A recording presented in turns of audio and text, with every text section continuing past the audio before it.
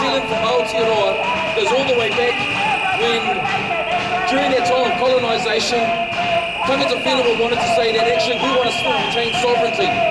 And then at that time in 1840, there was a missionary by the name of Henry Williams, who's the London Mission Society. And what he had to do was that somehow he needed to write an ability to translate this treaty into a way that both Maori and Pākehā could understand. And the only way that he could do that, and understanding what a true covenant relationship was to look into the Word of God. And from Ephesians chapter 2, it talked about the God of Abraham, Isaac, and Jacob. It talked about a covenant relationship. It talked about that if we were to form a relationship and a treaty, it wasn't just a financial agreement or an arrangement, it had to be something that was more than that. And so you see, part of the Treaty of Waitangi was signed on the principle of a covenant relationship, which again goes back to the understanding of the covenant between God and the people of Israel, and also to the way that we understand that too. Now, the truth be told is that even in covenant relationships, they can be broken, and so they need to be put together, but the principles never change. And so what we're doing even today in Aotearoa, New Zealand, is standing on the principles. So when we talk about where the treaty stands, in regards to many indigenous countries throughout the world, indigenous countries will look at New Zealand because of the treaty, and at the heart of the treaty are principles that need to be upheld. And so we all support the process that is going through at the moment. So the principles of the treaty again, which are principles that come from a Judeo-Christian base as well, that's critically important. On the 31st of October in 1917, in the Battle of Beersheba, where there were the British Army that were there, and twice they had tried to get in through to the areas of Middle East and Palestine and so forth, and they couldn't make their way through. And on the third attempt, they asked for the support and the help of the Anzac troops, the Australian and the New Zealand troops. And inside of that, there was the Auckland Mounted Brigade. In other words, they were soldiers on horses. And on the southeast of that, on the 31st of October, what they did, they charged around the flank. And it's because of the work that they did, which was New Zealand troops, Auckland troops, and also to Australians, they managed to outflank them, which allowed for the British troops to come through. And so New Zealand have shed their blood in Israel. And so that's another connection that we have to the power of understanding what Israel means to who we are as a nation.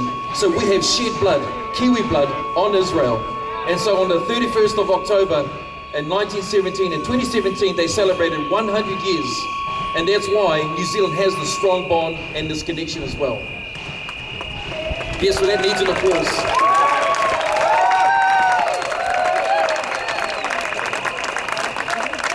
And so the wonderful thing about being in a democratic country is this, that we can be people of Jewish descent, we can be people who are Israelis, we can be people who have a connection, whether it be by faith or by blood, and we can have the freedom to gather here together, because what we are doing today is not a political statement, but it's a celebration of 70 years of independence of Israel.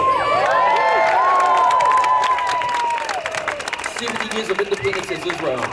And so we need not be afraid to continue to declare that. We don't need to bang on metal drums, we don't need to shout on the horns, but what we do is this, we show our presence. We come along to these events, and wherever we are, we can make an influence to be able to declare this, that Israel as a nation and Zionism is about self-determination. Tino Rangatiratanga is about self-determination, and that's what it asks for. Now we know that there are no perfect people, there are no perfect countries, but everybody deserves to have the opportunity to be self-determining and determined. And so we support today, and as we come into tomorrow, the 70 years that Israel has the right to be able to be self-determining as a country. We want to balance the perception that people have. You see, we don't always get the good news about the good things that happen in Israel. And the only way we can do that is that by you and I, and all of us that are here today, is that we all need to be champions in our homes, in our communities, in our workplaces, wherever we are, we need to be able to reflect the truth about what's going on at home in Israel as well. So I want to call upon you to do this. While tomorrow we celebrate 70 years of independence, to get to another 70 years, you and I and our children and our children's children need to be the champions to turn around and declare the nation of Israel being independent as a state.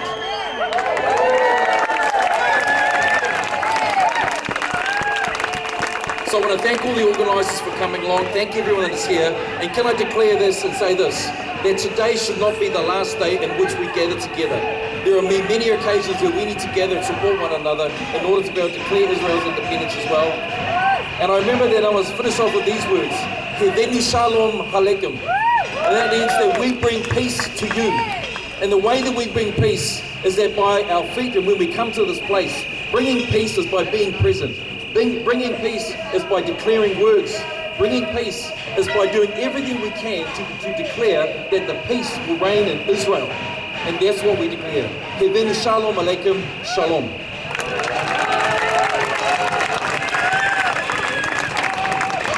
Thank you, Alfred. It's interesting, while Alfred was talking, I made the comment at the beginning that Israel was formed on the basis of a vote in the UN in 1947. 33 nations, including New Zealand, voted for the formation of Israel. And it's interesting because you could argue that the UN's kind of lost its mandate in the years since, but the basis upon which that vote was taken is still as sound today as it was 70 years ago. And it was about rights, it was about freedom of expression, and it was about democracy. And it was about the ability to express your view in an open society that we've afforded to our friends here. And it's important to remember that we live in a society where all views can be expressed. This view, that view, and 1,000 other views of people who aren't able to be here today. Fair? Yeah. What I would like to do now is to invite representing the Indian community, Roy Cowles. Here he is, in all his finery.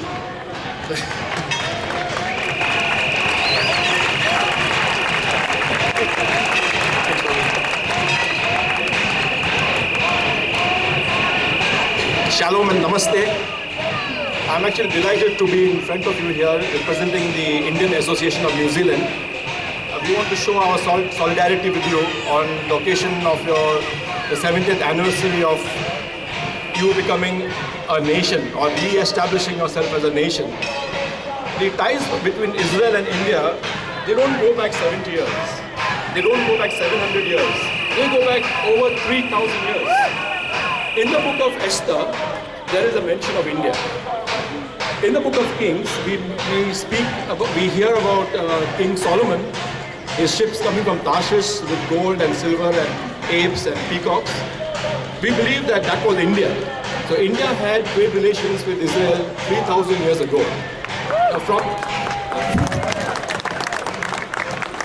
From the first temple to the diaspora in 70 AD to present times, Israel and India has had a very strong bond. So in 72 AD, the first diaspora of Jews came to the southern city of Cochin in India and settled down there, and the Jews have been in India for 2,000 years. In fact, at the first Jewish-Hindu Interfaith Leadership Summit held in New Delhi in February 2007, Rabbi Yonah Metzger said that the Jews have lived in India for over 2,000 years and have never been discriminated against. This is something unparalleled in human history. So we have had a strong tie and we are very proud to be in solidarity with you. Now in modern times, we have faced the same problems that you have faced. We have the same friends and we have the same enemies. So we have the same issues that you have faced, we have the same histories and we have the same aspirations. Well, Israel can always count on India and on Indian Hindus for their support. Yeah, okay. Just a few months ago, the Prime Minister of India, Narendra Modi, was in Israel, the very first official visit by an Indian Prime Minister to Israel, and then Benjamin Netanyahu came to India, and that was a very strong bonding. And what we, the Indian diaspora here, want to do is to tell you that we are with you. Alfred also spoke about World War I and about the Battle of Beersheba. I would like to also remind you of the Battle of Haifa in September 2018. The first regiment in Haifa was the Indian regiment, the regiment of Indian soldiers. And there is a statue in Haifa, the only place in the world where India's contribution in World War I has been recognized, and only Israel has recognized this in Haifa. So we are really grateful to Israel. and we want to have this strong bond with you and with our nation and our people.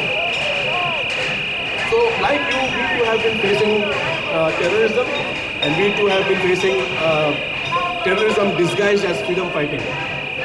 We want to tell you that Israel is the only country which has helped India in times of trouble. And finally, I'd just like to say that, and I would like to read this from a statement from our association. We understand what the Holy Land means. We have our own issues with what's known as the Ram Janmabhoomi issue, which is our Holy Land. We are also fighting for it. So we completely support the right of Israel to choose Jerusalem as its capital. Jerusalem was the capital of the Kingdom of Israel 3,000 years ago, and it should continue to be the capital of the Republic of Israel. And all the stakeholders should continue to recognize the Jewish legitimacy to the land. Thank you.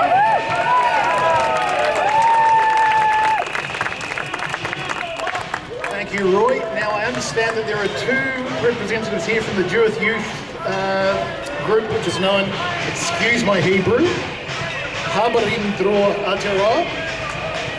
Close enough. And I think the names are Neve and Alana. I can see them coming through. Come on up, guys.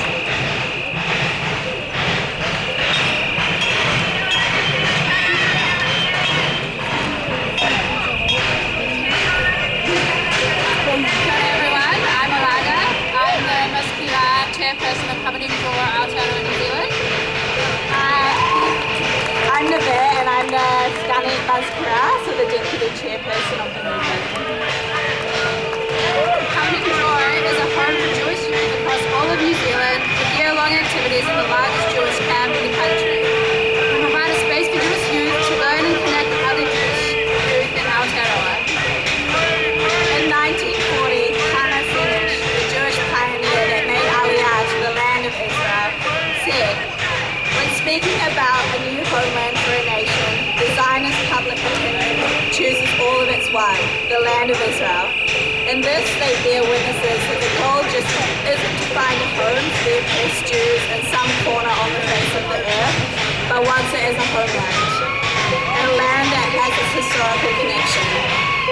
In the land of Israel lies this magic power that is able to unite the Jews of all their dispersions. This troubled piece of land on the lip of the Mediterranean Sea that Judaism found belonging through thousands of years has managed to sprout Jewish culture, a new Jewish life, which makes the organic connection to its ancient life. Just like Hannah Sanish, we too in 2018 educate Jewish youth towards a connection to their historical homeland, Israel.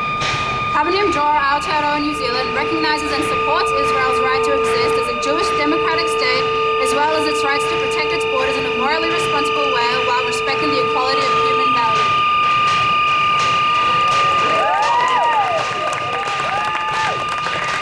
Where does Covenant Dror come from?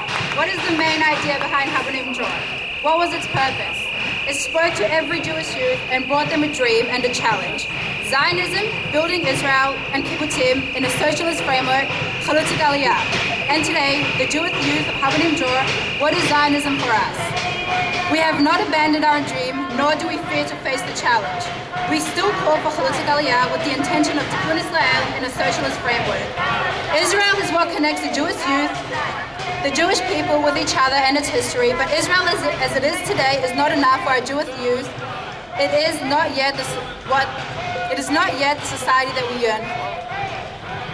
We wanted to conclude with a speech from Abba Kovner, who led the Jewish youth movement uprising against the Germans in Vilna in World War II.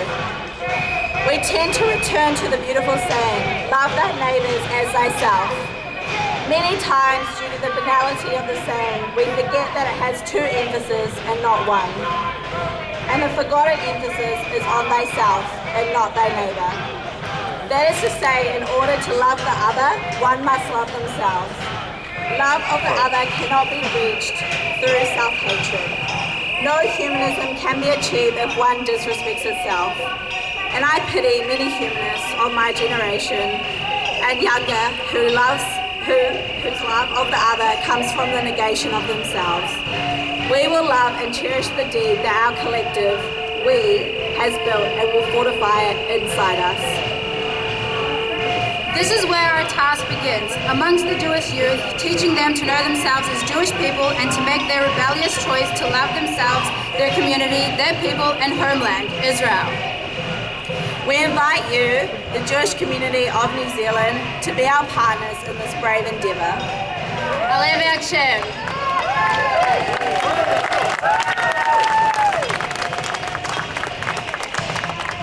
I don't know about you guys, but I feel like I'm at a particularly good All Blacks test.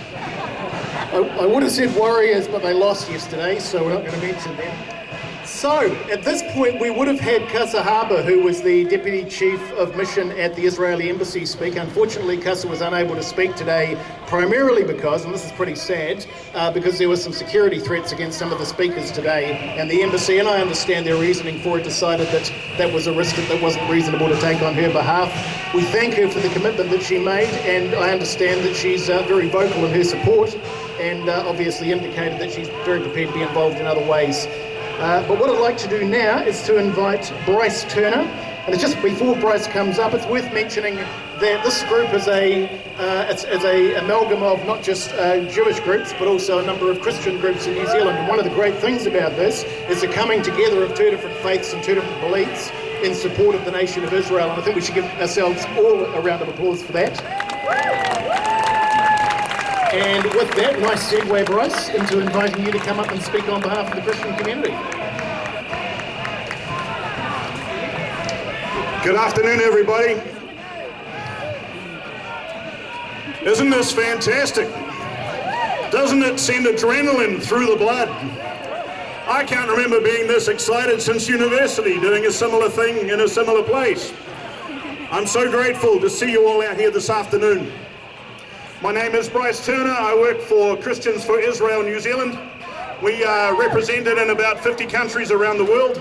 But I'm also speaking in my role, albeit slightly unofficially, as one who sort of represents the various other Christian pro-Israel groups from up and down New Zealand.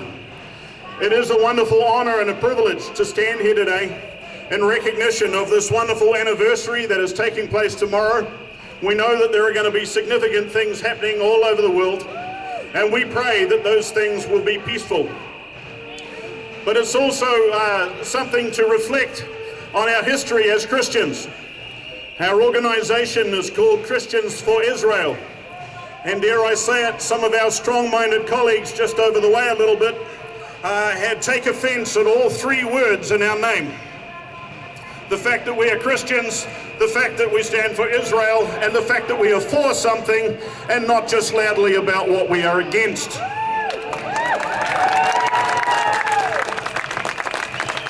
As has been said here a number of times this afternoon, we recognize that Israel is a young country.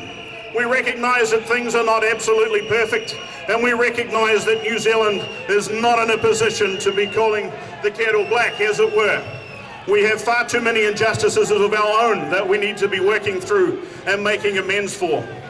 But we recognize that Israel stands, and it will continue to stand, and we believe from our faith that it will stand forevermore.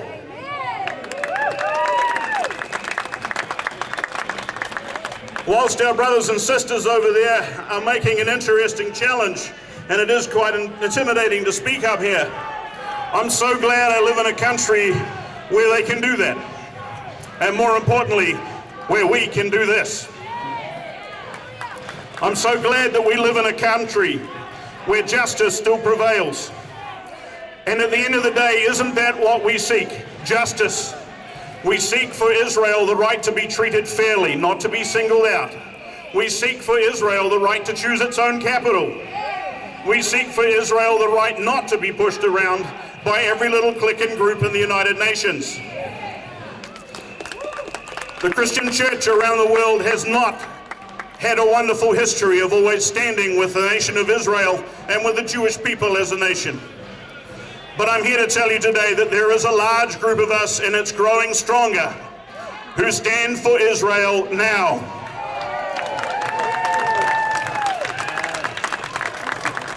I am delighted to look around and see people here from so many different groups, Christian and Hindu, and I met some Baha'i folk earlier. Obviously our Jewish brothers are here. So many people who recognize that this issue of Israel is far bigger than faith. This is about justice. I'm delighted too when I meet my brothers and sisters from the Jewish community that they greet me with that one simple word, shalom. I make no claims to being any good at Hebrew, I'm still working on it. But to greet somebody with a word that simply says peace says an awful lot. You'll notice at the moment there are flags flying from the highest point. Isn't it wonderful that up there we outnumber them? A couple of those are my boys. They too traveled last year with us to Israel. They stood on the ground, they saw for themselves, they asked the questions, they challenged what they were reading, they challenged what they were hearing in some parts of the media, and they realized that it simply wasn't true and it didn't stack up. So on behalf of Christians for Israel New Zealand, on behalf of the Christian pro-Israel groups up and down New Zealand, may we congratulate Israel on 70 years of independence.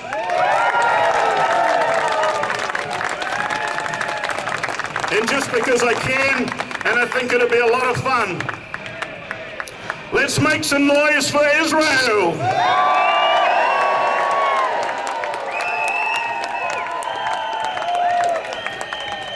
It is fun, isn't it?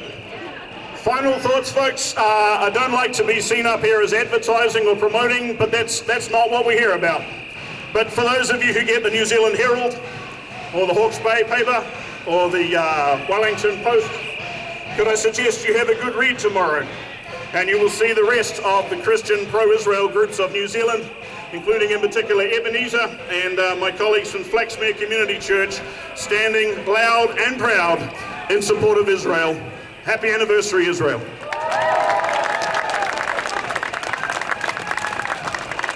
That's a very nice introduction to the fact that there have been a number of groups in support of this event, but I think it's fair to say that the most involved, or the person who's been most responsible for bringing this event together today and who's carried the lion's share of the weight for everything that's happened today and prior to this event is Rob Bird from the Zionist Federation. And I'd like to ask Rob to come up and say a few words.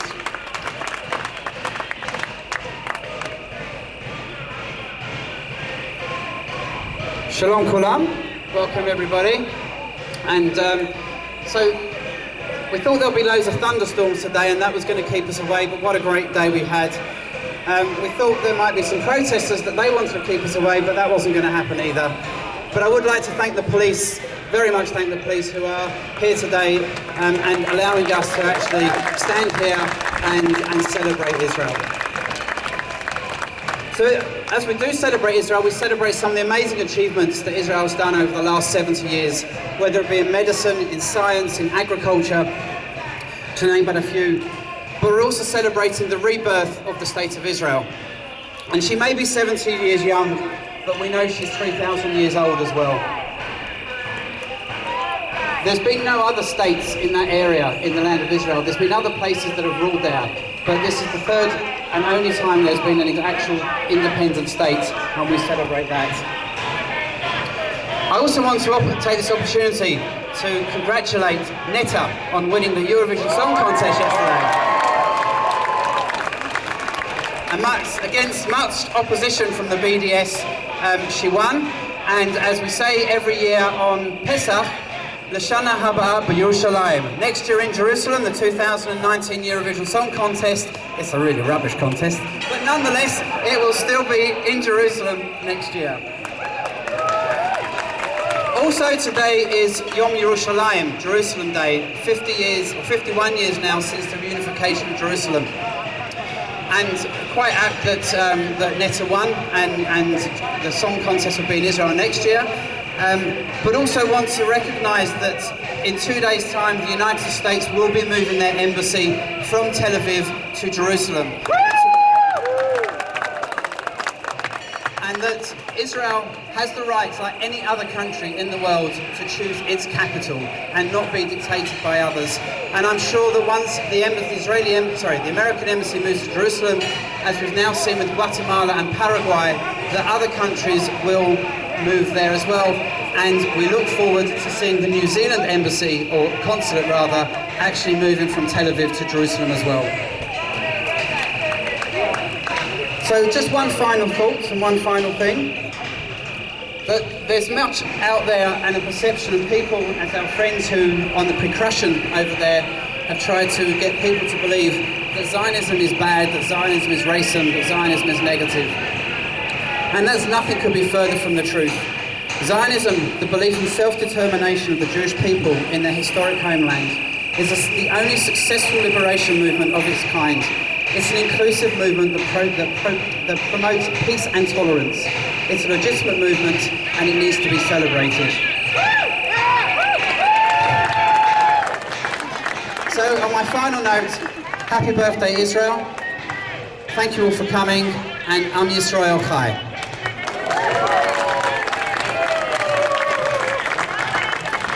Rob. Now for our last speaker before we close, I'd like to introduce and ask to come up to the stage my colleague from the Israel Institute and also the promoter of Shalom Kiwi, Cherie Trotter. Give her a big round of applause.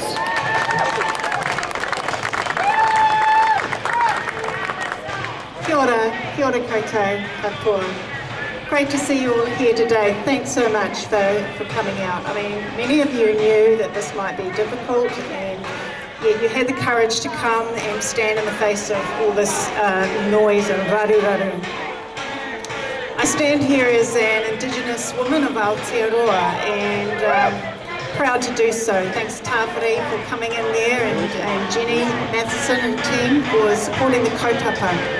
Because, you know, that's what we're here for today. We support this kaupapa. We want to stand with our Jewish friends here, to see these young Jewish people here, these young people who stand in the face of this kind of opposition. It's a little bit of a picture of what Israel faces, a tiny Jewish state in a hostile neighborhood, and yet they stand for values of liberal values and humanity. So we stand here today in tautoko, you guys, Jewish community, and we're proud to do so.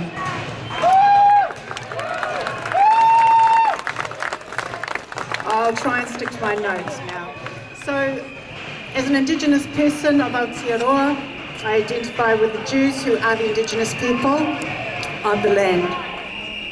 The people of Israel became a nation in that land 3,000 years ago, and since then many invaders have come. The Assyrians, the Babylonians, the Romans, and then later the Muslims. But the Jews always had a presence in the land. They kept ahika, they held their mana whenua over the land. And we have that connection. We understand that, and we understand the whakapapa that goes back to that land. And many, as Alfred has said, share that whakapapa.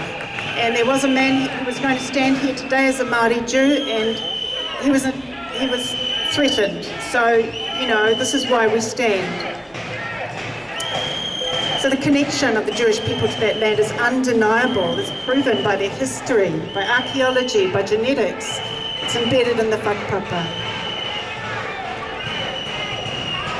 Now we say as Māori, kōrero mai, kōrero mai.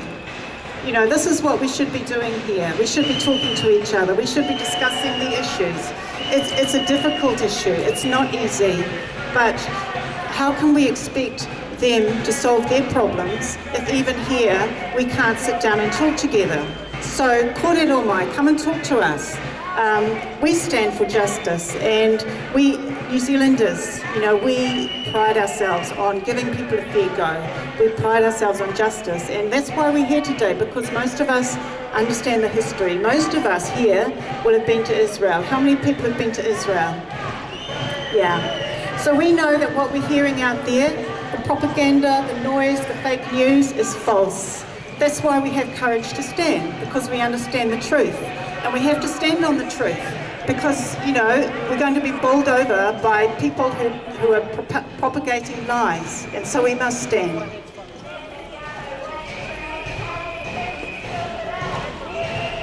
and my notes are all messed up, so I'm just going to ditch my notes. But what I wanted to say was that, you know, Israel stands in a difficult place in the world. They are surrounded by terrorist entities on all sides, even now, and we've seen in the last week the attacks have come under. So we've got in the northern Lebanon, Hezbollah, Iranian-backed entity, terrorist entity. We have Iranian-backed entity in Gaza, Hamas. We have Iranian-backed entities in Syria. They all have their sights on Israel. They've all got their bombs pointing that way. And tiny Israel could fit into the space between here and top of the North Island, Cape Reinga. Tiny land which could be wiped out with one bomb. And Israel is a beacon of light in that region, a beacon of liberalism, of humanity, democratic values, and we need to stand with that, because it won't stop there. It won't stop there. So today, we celebrate with Israel. 70 years, it's been a struggle, and yet they've thrived. And they will continue to thrive. We know they will continue to thrive. But it's important, as Alfred has said today, it's important that we show up, we show our faces, we show that we will not be intimidated by the noisemakers, by those who don't want to sit down and talk, by those who don't want to deal with the facts. We won't be intimidated. So, Am Israel Chai.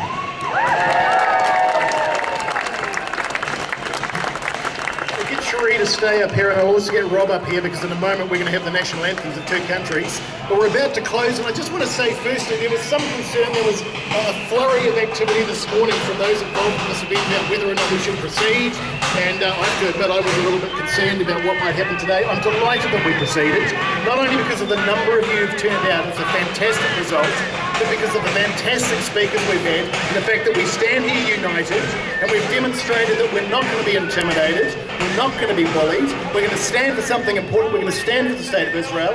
Thank you for coming. Give yourselves a massive round of applause. And I'm now going to get Rob and Cherie to lead us in the Hativa and the national anthem. Rob's got his singing voice on, so clearly he's not in any hurry to do it. Oh, here he comes, he's got his flag. We'll need you as well, Cherie, so... I would help, but I don't know the words. And I'm no singer, so I'll start you off and then everyone can carry on.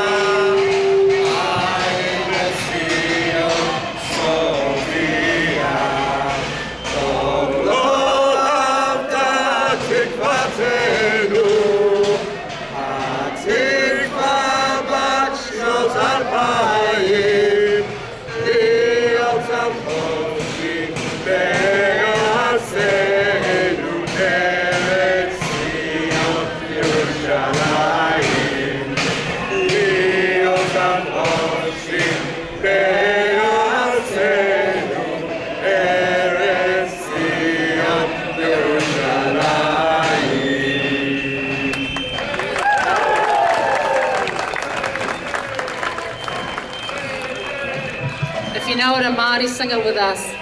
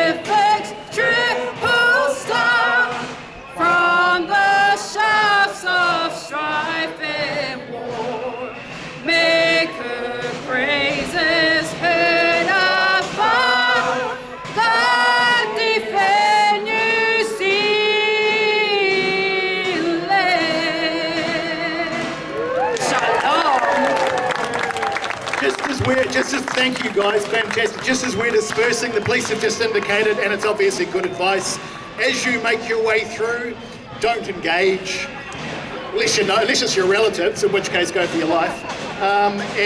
Just make your way through carefully and kindly. The police are going to continue to be there, and look forward to seeing you all again in another 70 years' time.